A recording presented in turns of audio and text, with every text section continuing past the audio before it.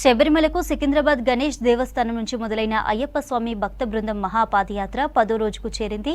దత్తసాయి మఠం నుంచి ప్యాపిలి చేరుకున్న స్వాములకు Yashco enterprises, Shreyasvi life sciences private limited, dog biotech కంపెనీల డైరెక్టర్ వెంకట్ లాయమ్స్ భిక్ష ఏర్పాటు చేశారు.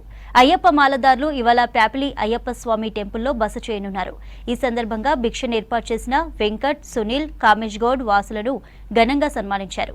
ఈ మహాపాదయాత్రలో గురుస్వాములు RL Nayak, Naveen Yadav, S Srikanth, S Sudhakar, Rinku, Krishna, Kiran స్వాములు పాల్గొన్నారు.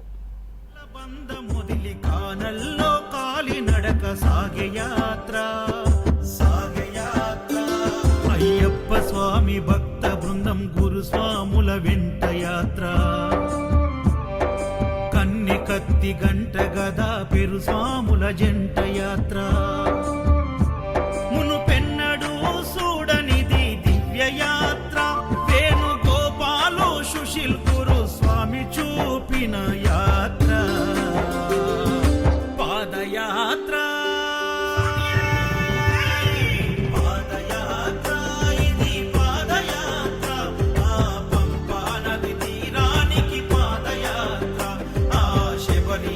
సన్నిధికి పాదయాత్ర, శరణం స్వామి శరణం, శరణం స్వామి శరణం, శరణం స్వామి శరణం, శరణం స్వామి శరణం.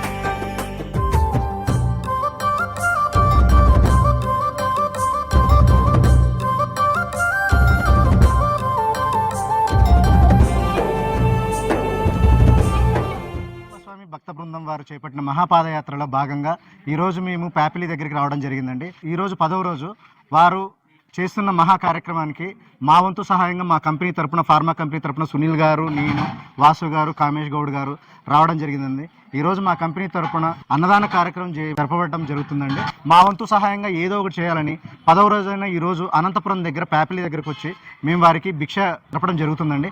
మాలాగే ఇంకా చాలామంది కూడా చూసి ఈ కార్యక్రమాన్ని ఇంకా ప్రోత్సహించి గురుస్వాముల ఆశీర్వాదాలు పొందగలరని చెప్పేసి కోరుకుంటున్నానండి. ప్రత్యేకంగా గురుస్వాములు నవీన్ యాదవ్ గారు, సుధాకర్ గారు, శ్రీకాంత్ గారు, మరి నాయక్ గారు ఆధ్వర్యంలో ఈ కార్యక్రమం దిగ్విజయంగా జరపబడుతుందండి. దీనికి గురుస్వాములు ఎవరి దగ్గర ఎటువంటి రూపాయి ఆశించకుండా ఓన్లీ దాతల సహకారంతోనే ఇది నడుస్తుందండి. స్వామియే శరణమయ్య.